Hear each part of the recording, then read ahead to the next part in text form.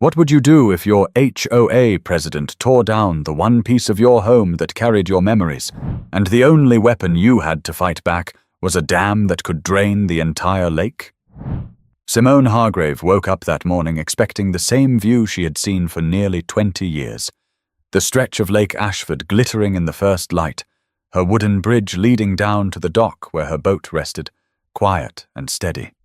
Instead, what greeted her through the kitchen window was a scar across her land, splintered beams, broken posts, and a pile of wreckage half submerged in the water. Her bridge was gone. She pressed her hands against the glass, her breath catching in her throat. For most people, it was just wood and nails. But to her, it was history. That bridge was where her husband, Thomas, had stood the morning after they closed on the house, hammering the first planks with his wide grin, saying, "This lake will keep us young." It was where her grandchildren had dropped lines in the water and screamed with joy at the tug of their first catch. It was her place of peace, the anchor of her days since Thomas passed. Now it was reduced to debris. Simone stepped outside in her house shoes, crunching over damp grass as she moved toward the shore. She touched one of the jagged boards that had washed up, splinters biting her palm. There was no mistake. The demolition wasn't an accident. The cut edges were clean, sawed with intent. Someone had ordered this. And in her gut, she already knew who. Gerald Wexler. His name landed in her mind like a stone hitting water. Gerald was the president of the Homeowners Association, and he treated the role like a crown. Tall, graying at the temples, and always in pressed polos, Gerald had a habit of talking over people and making decisions that somehow benefited the HOA's chosen few. He had clashed with Simone before, mostly over his obsession with raising fees for his pet project, the fancy lakeside resort he claimed would increase property values for everyone. Simone had stood her ground, voting against it every time. She wasn't the only one, but she was the most outspoken. And now, the bridge she and Thomas had built together was gone.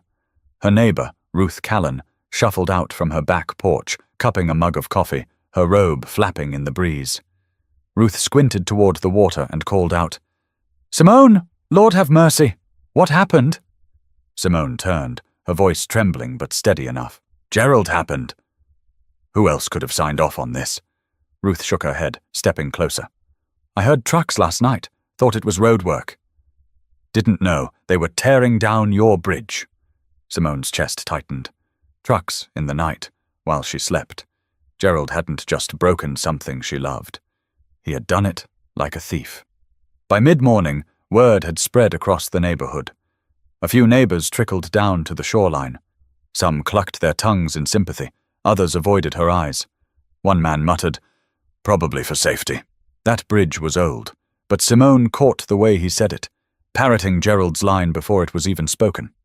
At noon, Gerald himself appeared. He parked his black SUV at the curb and walked down with his trademark confident stride. His sunglasses flashed in the sun, and he carried a clipboard under his arm, the same way he had strutted into dozens of HOA meetings. "Good afternoon, Ms. Hargrave," he said, his voice clipped, as if he were addressing a misbehaving student. "I assume you've noticed the changes." Simone's fists clenched. "You mean the destruction of my property?" "Yes." I noticed Gerald's mouth curved in something that wasn't quite a smile. "The bridge was in violation of multiple HOA codes. Unapproved structure, liability risk. The board voted to remove it." She stepped forward, her voice sharper now. "That bridge was there before half these houses were even built. Before your precious resort. My husband built it with his own hands, which makes it unpermitted," Gerald said smoothly. "I understand your attachment, but rules are rules. This community needs order if we're going to keep values high, especially with the resort attracting new buyers." Behind them, a few neighbors shifted awkwardly. Simone scanned their faces, searching for support, but most stayed silent. Ruth, though, crossed her arms. "That's not right, Gerald. She's lived here longer than any of us. That bridge hurt nobody." Gerald adjusted his sunglasses, unbothered. "I won't debate it here. If you have complaints, you can bring them up at the next board meeting." He turned to leave, the matter closed in his mind. Simone's voice cracked through the air. "You think you can take whatever you want? just because you sit at the head of a table. Gerald paused only long enough to say, "I can enforce what's necessary. Enjoy your afternoon." And with that, he walked back to his SUV, leaving Simone standing in the wreckage of her past. She bent to pick up a waterlogged plank, heavier than it looked, and held it in her hands. All around her, the lake shimmered as though nothing had happened. But in her chest, something shifted. She wasn't going to let Gerald bury her voice under HOA paperwork. But the real question was how far she was willing to go to remind him that her silence didn't mean surrender. If you asked 10 people in the Lake Ashford community about Gerald Wexler, you'd get 10 different answers. But every one of them would carry the same tone: irritation. Some would say he was organized. Others would admit he had standards. But most would simply call him what he was: controlling. Gerald had moved to Lake Ashford 15 years earlier, coming from Dallas after selling his chain of auto parts stores for a small fortune. He had money, he had time, and he had a burning desire to shape his environment exactly how he thought it should be. Within a year of moving in, he'd run for HOA president, and within 2, he had the position locked down. Every election since had been a formality. Nobody dared challenge him. On paper, he was the perfect resident. Lawn trimmed like a putting green, home painted to HOA-approved shades, vehicles spotless and parked at precise angles. But behind that polished exterior was a man obsessed with control. He lived for the monthly meetings where he could correct, scold, and dismiss. Neighbors had stories. Plenty of them. Like the time Gerald fined the Alvarez family $200 for leaving their recycling bin out past 8 a.m., even though their son had been hospitalized that night. Or when he forced an elderly couple, the Dunhams, to tear down their garden shed because it wasn't painted the community beige, costing them thousands. And who could forget when Gerald had a tree removed from the front of a widow's property because its roots threatened uniformity? These were not decisions made with compassion. They were reminders. Gerald was in charge. In Gerald's own mind, he wasn't cruel. He was a guardian. "Rules keep chaos at bay," he would say, tapping his clipboard like it was scripture. He liked to present himself as the protector of property values, the one ensuring Lake Ashford remained desirable. But those who watched closely saw the truth. Every rule he enforced somehow lined up with his personal tastes or financial gain. The lakeside resort was his masterpiece. He pitched it as a shared community investment, something that would bring prestige, weddings, and tourism dollars. The HOA had poured more than $1.8 million into it. Landscaping, event halls, a renovated marina. Gerald saw it as his legacy, proof of his vision. But many residents, especially the older ones, saw it for what it was: a vanity project that drained their wallets. Simone Hargrave had been one of the loudest critics. She wasn't one for drama, but she spoke with clarity and calm at every meeting. "We bought homes on this lake because of the peace, not for noise and traffic," she said at one heated session, her voice carrying across the room. Gerald had smirked and said, "Peace doesn't pay the bills." That exchange was still talked about at barbecues and on porches, a moment when Simone's quiet strength had matched Gerald's arrogance, and he hadn't forgotten it. Ruth Callan remembered another story. She told Simone as they sat at her kitchen table later that afternoon, the wreckage of the bridge still heavy on their minds. When the Perkins boy parked his old pickup with the peeling paint by the clubhouse, Gerald called a special meeting to vote it off the lot, said it brought down the atmosphere. He just doesn't stop. Simone shook her head, her eyes fixed on the steam rising from her coffee. "This isn't about rules, Ruth. It's about punishment. He wanted me quiet, and when I wouldn't back down, he took something that mattered to me." Ruth leaned closer, her voice dropping. "The thing about Gerald is, he always underestimates people. He thinks because you don't shout, you'll never fight back." At that same moment across town, Gerald was in the resort's lounge, sipping a bourbon with a few of his allies. The place reeked of polished wood and money. His money, their money. One man slapped him on the back. "Heard about the bridge." "Bold move," Gerald smirked, ice clinking in his glass. "Bold?" It was necessary.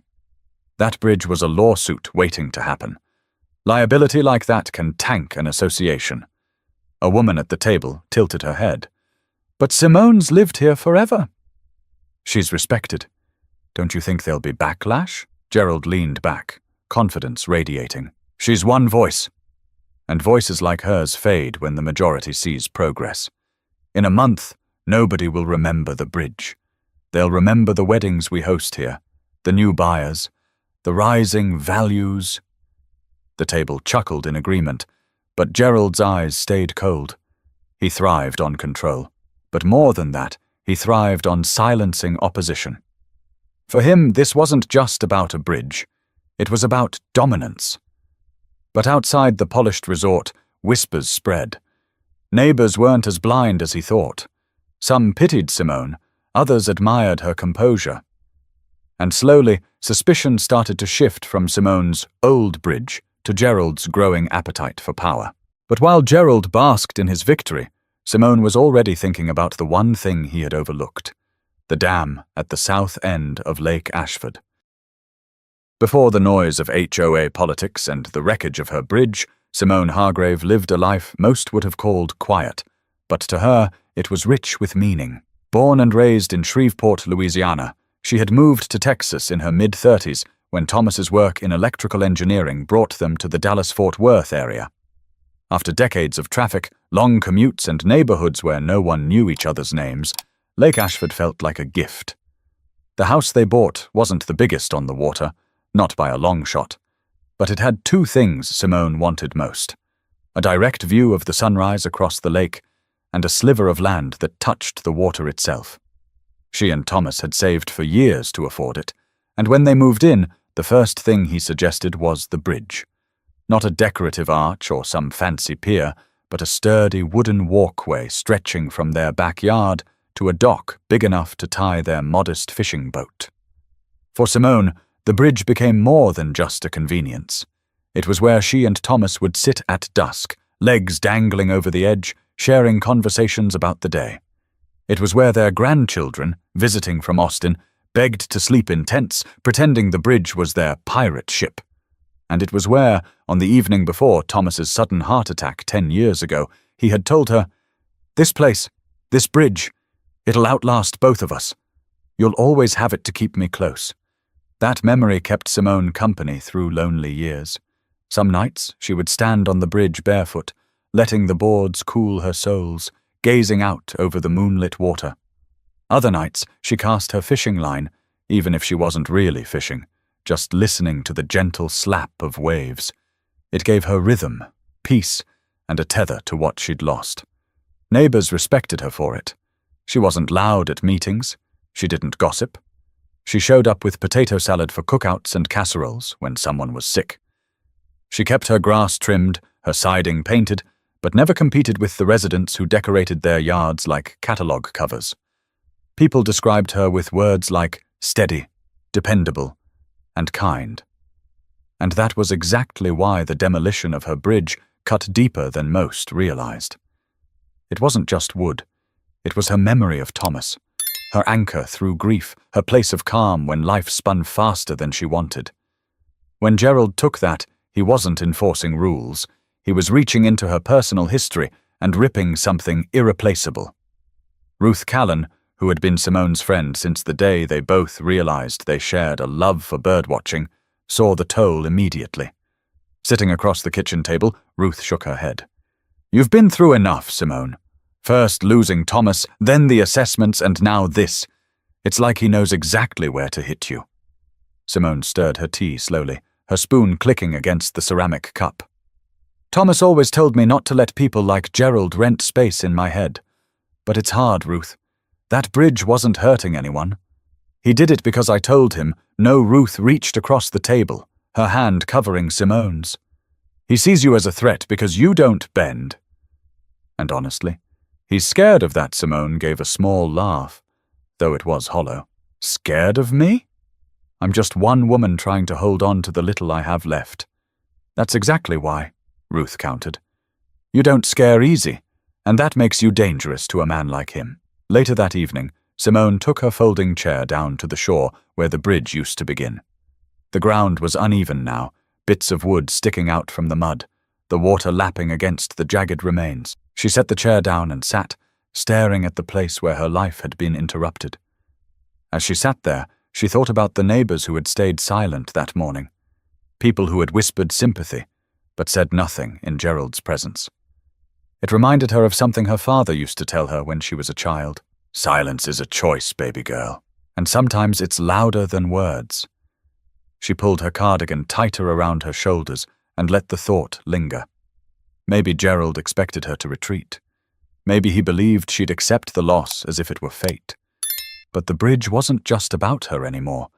It was about whether someone like Gerald could strip people of what mattered, unchallenged.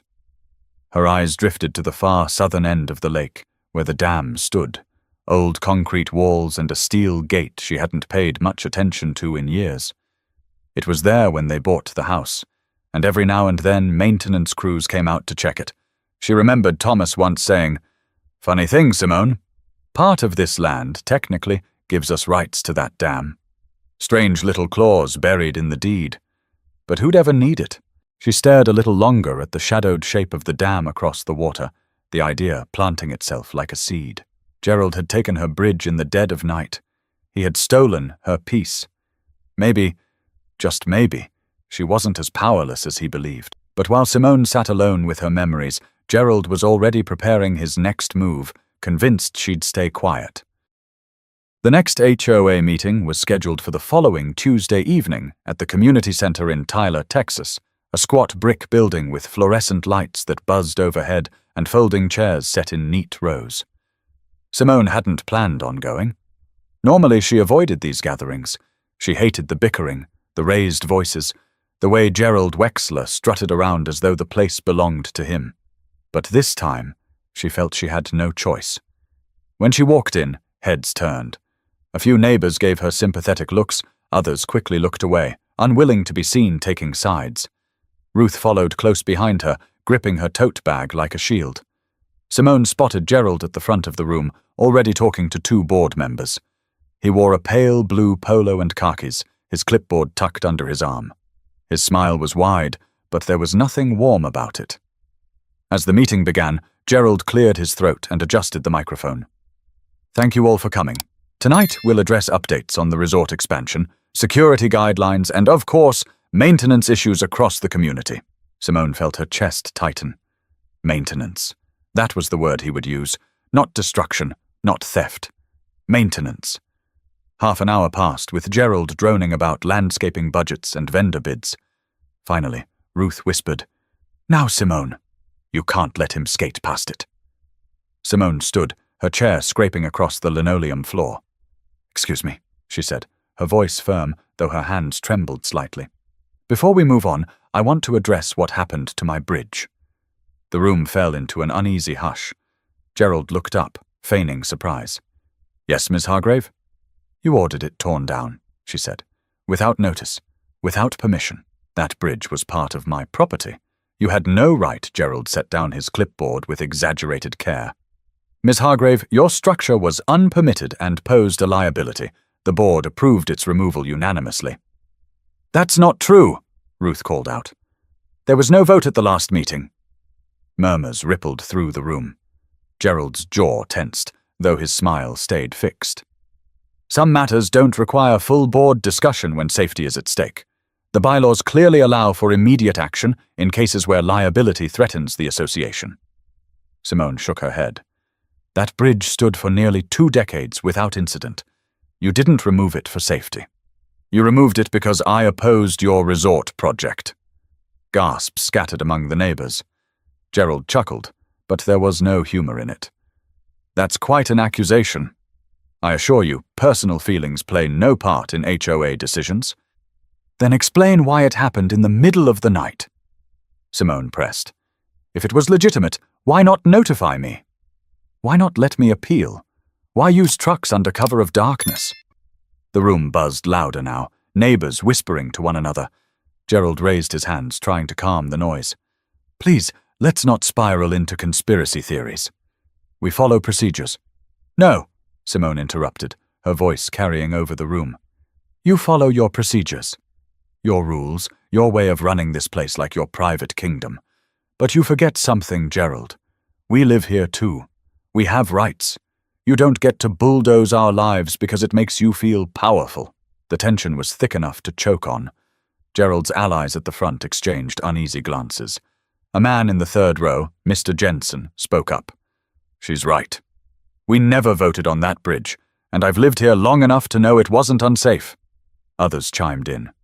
A woman near the back. "What's next, Gerald? You don't like my deck. You tear it down too." Another man. "Feels like we're paying fees so you can do whatever you want."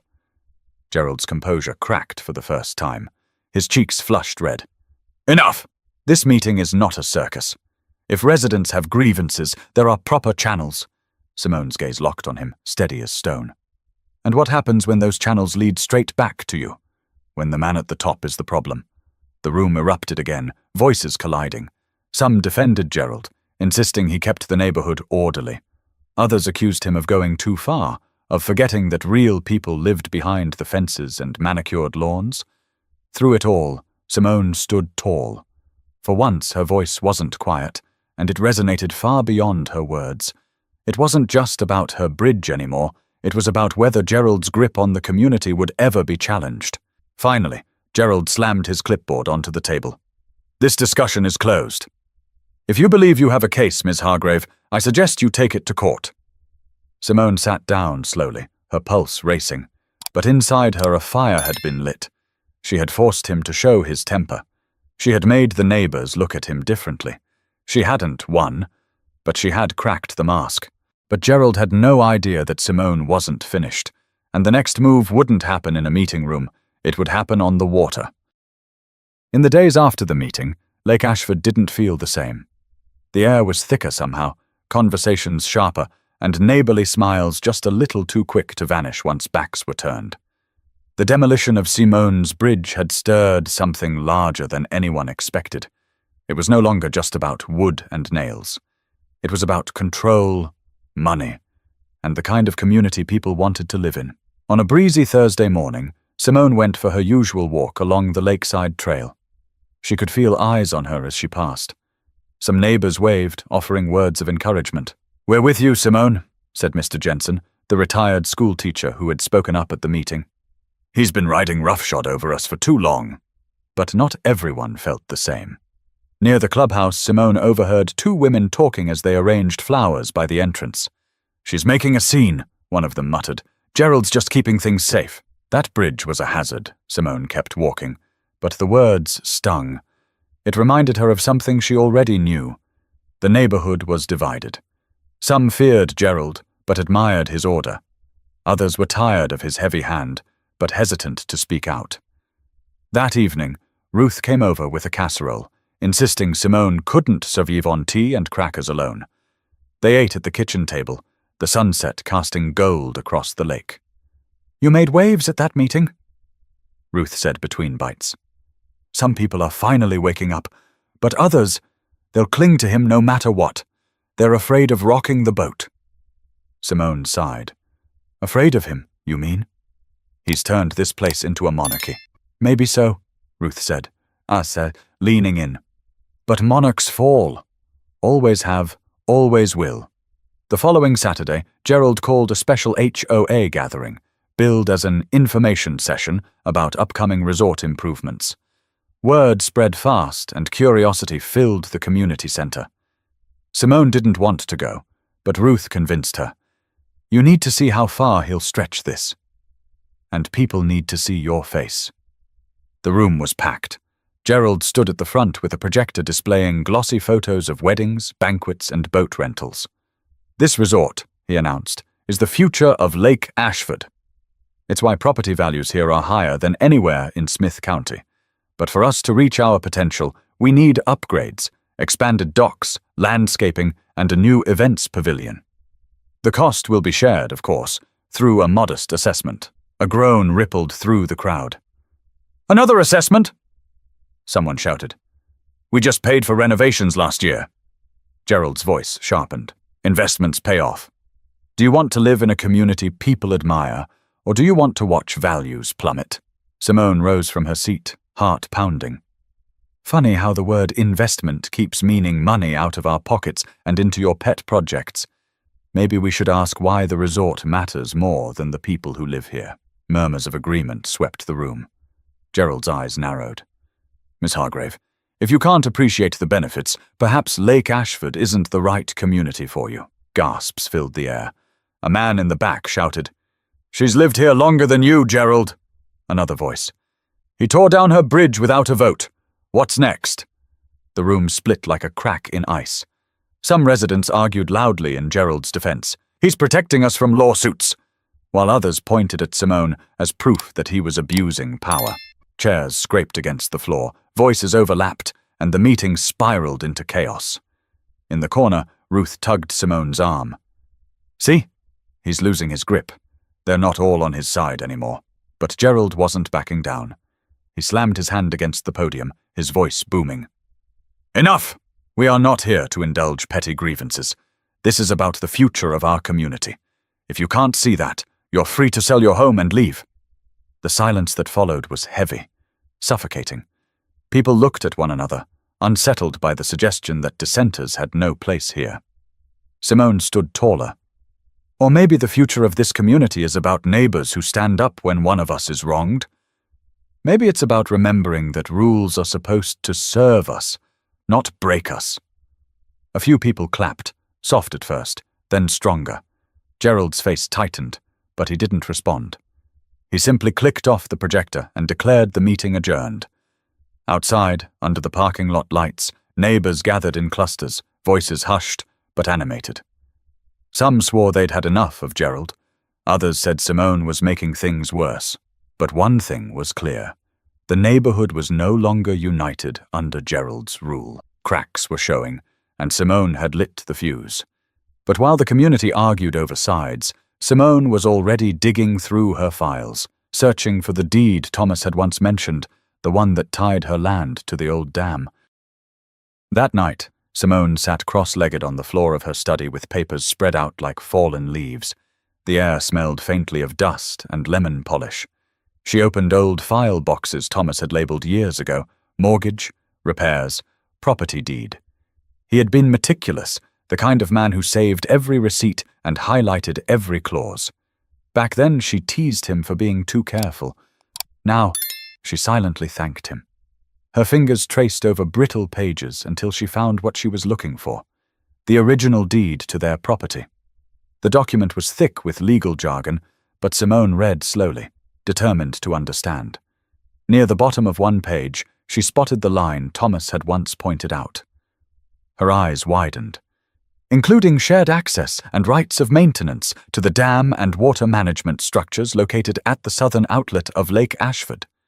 She whispered it aloud, the words both terrifying and empowering. Thomas hadn't been joking. Their property wasn't just tied to the lake, it was tied to the dam that held it together. Simone leaned back, staring at the ceiling. Gerald had taken her bridge because he thought she was powerless. But he had overlooked this. She wasn't just a resident bound by HOA rules. She was, on paper, part owner of the very mechanism that gave the lake its life. The next morning, Ruth came over with her usual coffee and gossip. Simone slid the deed across the table. Read this. Ruth adjusted her glasses, scanning the lines. Her jaw dropped. Are you telling me you can actually control the dam? That's what it says, Simone replied. Shared access, maintenance rights. It means Gerald doesn't own the water, Ruth. Neither does the HOA. Part of that responsibility belongs to me. Ruth looked both amazed and terrified. If he knew this, he doesn't, Simone cut in. And I don't intend to tell him. For the first time in days, a flicker of determination sparked in Simone's chest. She wasn't reckless by nature, but Gerald had pushed her past patience. The bridge had been her last tether to peace, and now she had something of equal weight in her hands.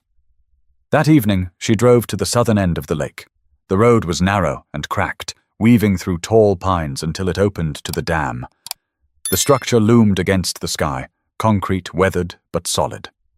A chain-link fence surrounded it, but a gate stood at the center, secured with a rusted padlock. Simone fished a key from her pocket. One Thomas had left on a ring marked Dam Access. She had never used it. Her hands trembled as she slid it into the lock. It clicked open. The path down to the sluice gate was steep and smelled of damp stone. At the base stood a heavy steel wheel attached to gears, the mechanism for releasing water. Moss clung to its edges, and spiderwebs stretched between the pipes. It looked ancient, but intact. Simone placed her hands on the wheel, feeling the cold metal under her palms. She didn't turn it, not yet. But in that moment, she realized just how much power she held. Gerald had his resort, his meetings, his clipboard. But this dam, was the beating heart of Lake Ashford. Without it, the lake was nothing but a drained valley. Her phone buzzed in her pocket. It was Ruth. "You okay down there?" Simone exhaled slowly. "I'm fine." Just seeing it with my own eyes, Ruth hesitated. "Simone, I need to ask, what are you thinking of doing?" Simone stared at the wheel, the sound of rushing water faint beyond the concrete walls. "I'm thinking Gerald believes he has all the control, but he doesn't. Not anymore." That night, back home, Simone couldn't sleep. She walked from room to room, the deed clutched in her hand. She thought of Thomas, of his words about the bridge outlasting them both. She thought of the humiliation Gerald had forced her to swallow, of the silence in that meeting room when he dismissed her as if she were nothing. Her reflection in the window stared back at her. A woman who had endured grief, stood through storms and kept going. She wasn't a fighter by nature, but she knew when enough was enough. And now, she had a choice. But while Simone wrestled with her decision, Gerald was boasting to his allies that the bridge incident had put her in her place. He had no idea she was about to rewrite the rules of the entire lake. The night Simone made her decision was unremarkable on the surface. A Tuesday in late spring, the kind of evening when the air smelled faintly of cut grass and the frogs croaked lazily at the shoreline. But inside her chest, everything was restless. She sat at her kitchen table with the deed spread open once more. The line about the dam seemed to glow under the lamplight. Thomas's handwriting lingered in the margins, notes about property taxes and a reminder to check the water meter. She pressed her fingertips to the paper, feeling as if he were there, guiding her. By 10 o'clock, Simone grabbed her flashlight and the key she had found. She slipped into a windbreaker, pulled her hood tight, and drove her pickup toward the southern road. The streets were quiet, most neighbors tucked in for the night. She passed the resort, its lights glimmering across the water, laughter drifting faintly from a private party inside. Gerald was probably there, enjoying bourbon and bragging about order and progress. She parked near the dam and cut her headlights. The night was still, the only sound the distant lap of water against the concrete. The padlock on the gate gave way easily with the old key. She slipped through, her flashlight beam dancing across the weathered path. When she reached the wheel, her breath caught. Up close, the sluice gate was massive, steel and bolts older than she was, glistening with condensation. The wheel itself stood at shoulder height, thick and cold, attached to gears that disappeared into the shadows. It looked immovable, a giant frozen in time. Her heart pounded. Could she really do this? Could she alter the very shape of the lake? She thought of Gerald's smirk as he dismissed her. She thought of the bridge, shattered in the mud, of Thomas's promise that it would outlast them both. She thought of the silence in that meeting room, neighbors too afraid to speak until she forced the words out of them. She placed both hands on the wheel and pushed. It resisted at first, groaning like a beast awakened from sleep. Her shoulders strained, muscles burning as the wheel finally inched forward. Metal screeched, gears grinding against rust. She pushed harder, her jaw clenched, sweat prickling her forehead despite the night air. With a shudder, the wheel turned half a revolution. A deep rumble vibrated through the ground. Then, a sound like thunder, water rushing, surging. The sluice gate opened just enough to release a powerful stream. She stumbled back, flashlight beam darting wildly as she watched the current roar into the channel below. The lake shifted before her eyes, the surface rippling violently as the water sought its escape. Frogs croaked louder, startled from their perches. Birds erupted from the trees, wings beating into the darkness. Simone braced herself, the sound of the rushing water filling her ears. It wasn't chaos. It was cleansing, raw and unstoppable. For years, Gerald had dictated what stayed and what went. But here, at this dam, the decision was hers. She tightened the wheel another quarter turn. More water surged out, frothing white against the rocks. The smell of wet earth rose from the channel. Her heart raced, but for the first time in weeks, she felt control. She stood there for several minutes, flashlight trembling in her grip, watching as the lake slowly dropped, inch by inch. She didn't drain it dry. Not yet. She didn't need to. Just enough to send a message. Enough to remind Gerald Wexler that she was not powerless. Finally, she turned the wheel back a notch, steadying the release so the outflow continued at a measured pace. The roar dulled, but did not stop. The lake would not be the same by morning. As she walked back up the path, locking the gate behind her, Simone's knees nearly gave out from the adrenaline. Her hands were trembling, her throat dry, but her resolve had hardened. She didn't know what would come next. Anger, lawsuits, retaliation. But she knew one thing. Gerald had underestimated her. Driving home, she passed the resort again. Music still pulsed inside, laughter spilling onto the deck. Those celebrating had no idea that the water beneath their glowing lights was already slipping away, inch by inch, into the night. When Simone pulled into her driveway, she turned off the engine and sat in the silence. The lake shimmered faintly in the distance, but she could already see the shoreline receding. She exhaled, a slow and deliberate breath. What had been taken from her could never return. But what she had done tonight, that was hers, and hers alone. But while Simone tried to steady herself, the community would wake to a sight that would shake them all, their prized lake shrinking before their eyes. By dawn, Lake Ashford no longer sparkled with its usual fullness. From Simone's window, she could see the exposed shoreline, stretching further out than it had in decades. The dock posts jutted awkwardly from the mud like broken teeth. Patches of lakebed, cracked and slimy, lay exposed where children once swam and kayaks once glided. She wrapped her cardigan tight and walked to the shore. The air carried the smell of wet soil and algae, heavy and sour.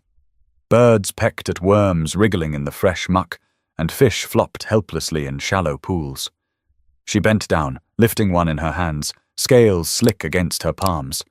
With a soft toss, she threw it into deeper water. Her throat tightened. This wasn't just symbolic anymore. This was real. Across the lake she heard voices. Neighbors were gathering, pointing, gesturing wildly at the vanishing waterline. The first to storm down to the resort docks was Barry Klein, a realtor who had made a living selling the dream of Lake Ashford living. Simone watched from a distance as Barry shouted into his phone, pacing furiously, his white sneakers sinking into mud where pristine water had been just days ago. By 9 o'clock, the resort was buzzing with panic. The general manager, a wiry man named Paul Everett, tried to calm a group of frantic staff. "We've got weddings on the calendar, 2 this weekend. We can't host lakeside photos with this," he said, pointing at the ugly shoreline where a dead carp now floated belly up. Inside the lobby, guests were demanding refunds. One woman in a floral dress snapped at the front desk clerk. "This is not what your brochure promised. We came here for lakefront views, not a swamp." Meanwhile, homeowners gathered in clumps along the trails. Conversations turned heated. Some whispered that Gerald had finally gone too far, that Simone must have been pushed into a corner. Others shook their heads, convinced Simone had destroyed the lake in blind revenge. By mid-morning, Gerald arrived. He strode into the resort parking lot, face tight, phone glued to his ear. His SUV door slammed with such force that people flinched. "Yes, I'm aware," he barked into the phone.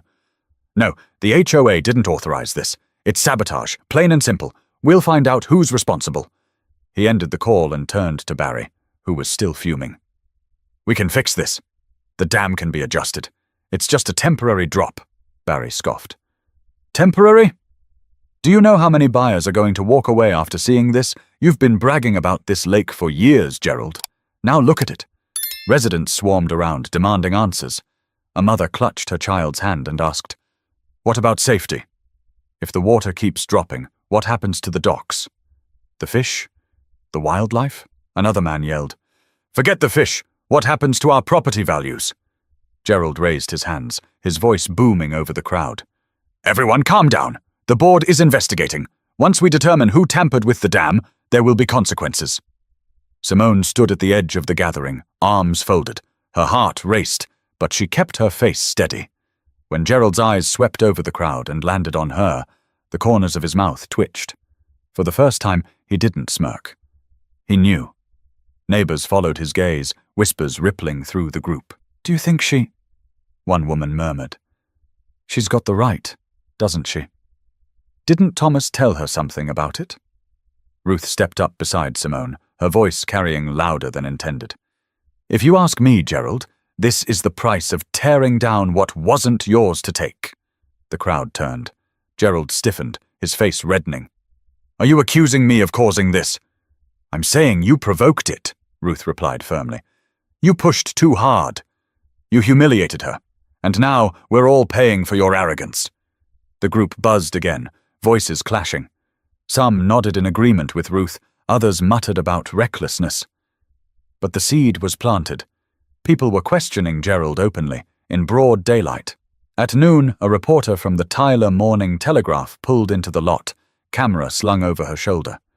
We're covering reports of sudden water loss at Lake Ashford, she said, jotting notes as homeowners rushed to vent their frustrations.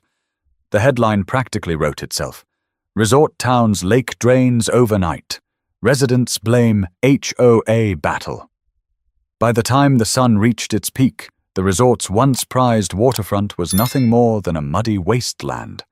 Paddleboats sat stranded, docks sagged into shallow puddles, and the jewel of Smith County, as Gerald had called it, looked like a forgotten quarry. Simone walked home slowly, her shoes squelching in damp soil. Her hands shook, not from regret, but from the sheer weight of what she'd set in motion. She had taken back power in the only way she could. Yet the consequences stretched far beyond her property. The entire community was staring into the mirror now, and the reflection wasn't pretty.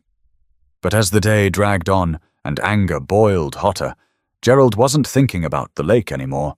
He was thinking about how to crush Simone before she destroyed his empire completely. By the next morning, the lake wasn't just lower, it was a spectacle. Cars lined the roadside as outsiders drove in to gawk at the exposed mud flats and stranded docks. Someone had even set up a tripod near the dam, filming for social media. Within hours, Lake Ashford drained became a trending tag in Texas. And with every post, every photo, the HOA's prized reputation unraveled further. Gerald Wexler felt the walls closing in. At the resort's conference hall, he paced before a half-circle of board members. "This is sabotage!" he barked, slamming his palm against the polished table. "We cannot allow one disgruntled homeowner to dismantle everything we've built here." One board member, a petite woman named Sherry Lang, shifted nervously. "But Gerald, if her deed really does give her rights to the dam, then legally," Gerald cut her off. "I don't care what her deed says. She's destroyed community property. We'll sue. We'll make an example out of her." Another board member, Leonard Banks, cleared his throat.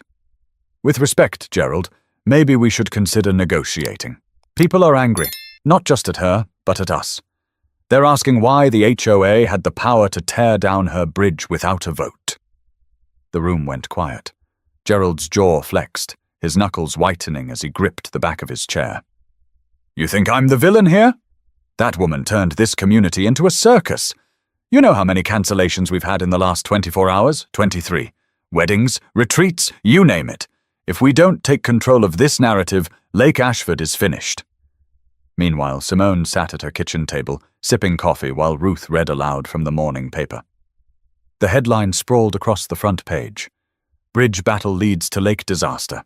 They're calling you the underdog," Ruth said, a mix of pride and worry in her voice. "But Gerald, they're painting him like a tyrant," Simone sighed. "I didn't want this kind of spotlight." Ruth leaned closer. "Maybe not, but you've forced everyone to look at the truth. He can't hide behind his rules anymore." The phone rang. Simone hesitated before answering. On the other end was Barry Klein, the realtor. His voice was sharp, impatient. "Simone, listen. You need to fix this. You don't know what you've done. My clients are furious. Buyers are walking away.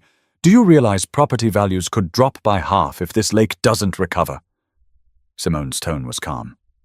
"Then maybe people should ask why one man had so much power that it came to this." Barry cursed under his breath. "You're playing with fire." Gerald won't back down. She hung up before he could say more. That evening, the HOA called an emergency community meeting at the same brick building where the last confrontation had happened. This time, the atmosphere was electric. Dozens of residents filled the chairs, their voices loud even before Gerald stepped to the microphone. He raised his hands. "Neighbors, I know tensions are high, but I assure you the board is taking every measure to restore the lake. We've contacted the county and we're exploring legal action against the individual responsible." A voice interrupted from the back. "You mean Simone?" All heads turned toward her. Simone stood slowly, her posture steady. "I didn't hide. I didn't sneak into anyone's property. My deed gave me rights to the dam. Rights that were ignored when my bridge was torn down." Gasps filled the room. Gerald's face flushed. "You admit it, then? You admit you drained the lake?" "I opened what I had every legal right to open," Simone replied. "I didn't destroy anything. The lake is still here. But maybe for once people are seeing the cost of your arrogance." The room erupted, some clapping, others shouting in protest. Gerald's allies accused Simone of ruining their investments, while her supporters argued she had simply defended herself. Voices overlapped, tempers flared, and at one point, two men nearly came to blows before being pulled apart. Finally, Mr. Jensen, the retired teacher, stood up and raised his voice. "Enough! This community isn't about resorts or property values, it's about people. Gerald, you tore down something that meant everything to Simone. And Simone, you reminded us that none of us should ever feel powerless in our own homes. Maybe both of you went too far, but if we don't learn something from this, then we've all lost more than a lake." The room quieted. People shifted in their seats, uneasy, but listening. Simone felt her chest tighten at his words. He was right. Her choice had consequences, and not just for Gerald. The community had been caught in the crossfire. Gerald, though, couldn't let go. "This isn't about lessons. This is about order. Without rules, this community collapses." Simone met his gaze. "Rules without fairness are just chains." The silence that followed was heavier than shouting. For the first time, Gerald didn't have an immediate retort. His grip on the crowd had slipped. But while neighbors wrestled with anger and doubt, the truth was already undeniable. Lake Ashford would never look the same again, and neither would the community that had grown around it. The following week, Lake Ashford settled into an uneasy stillness. The water level remained low, a scar on the land that could not be hidden. The resort sat eerily quiet, weddings cancelled, docks abandoned, and the usual hum of activity replaced by silence. But the community itself buzzed with a new kind of energy, one that didn't revolve around Gerald Wexler's clipboard. At the grocery store, neighbors exchanged wary glances, whispering about the bridge war that had spilled into their lives. Some avoided Simone altogether, unwilling to choose sides. Others stopped her in the aisles, squeezing her hand and whispering words of quiet support. "You did what we couldn't," one elderly man told her near the produce section. You reminded him he's not invincible. For Gerald, the fallout was relentless. Real estate agents refused to host open houses until the lake stabilized. Local newspapers ran follow-up pieces questioning the HOA's authority, digging into old fines and sudden enforcements that looked suspiciously self-serving. Even the county sent inspectors to review the HOA's role in the lake's management. At the next HOA meeting, the turnout was larger than ever. Gerald walked to the front, but his stride lacked its usual confidence. He cleared his throat, but his voice wavered. "The board has received petitions requesting a leadership change. As president, I have always acted in what I believed to be the community's best interest. However, if residents feel differently..." He trailed off, scanning the room. Dozens of eyes stared back at him, unblinking. For the first time in years, Gerald Wexler was no longer feared. He was just a man whose power had slipped through his fingers. Ruth leaned toward Simone and whispered, "He's done. He knows it." When Gerald finally resigned at the end of the meeting, a ripple of relief washed through the crowd. There were no cheers, no applause, just a collective exhale, as though everyone had been holding their breath for too long. Afterward, Simone walked home slowly, her heart heavy but steady. She hadn't set out to be a hero, and she certainly didn't feel like one. What she had done carried weight. Businesses lost money, neighbors suffered inconvenience, and the lake itself bore scars that would take months, maybe years, to heal. But she also knew that silence had a price, and Gerald had counted on her silence to keep him untouchable. Later that evening, Simone sat at the shoreline in her folding chair, gazing at the water. It was lower now, yes, but still shimmering under the fading sun. She whispered, as though Thomas were sitting beside her, "I didn't want this fight, but I think you'd understand why I did it." Ruth joined her, setting down 2 mugs of tea. "You know," she said softly, "you've changed this place. People will remember what happened here for a long time." Simone nodded. "Maybe they'll remember more than just the fight. Maybe they'll remember that you can't bully people forever. That sooner or later, even the quietest voice finds a way to be heard." The lake lapped gently at the muddy bank, a reminder that life goes on, even after upheaval. The community would rebuild, the water would return, and in time, the scars, on the land and in the hearts of the neighbors, would fade. But one lesson would remain. Power without respect collapses, and arrogance always meets its match. As Simone rose to head inside, she felt lighter. Not victorious, not defeated, simply resolved.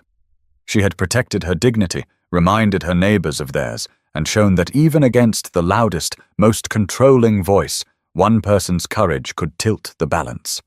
And maybe that's the lesson for all of us.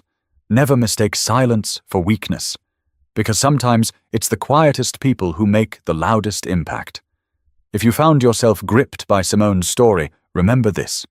There are Geralds in every community, but there are also Simones, people willing to stand up even when it costs them. If you believe in that message, make sure you subscribe so you won't miss the next story that reminds us of the power of courage, fairness, and the will to fight for what's right.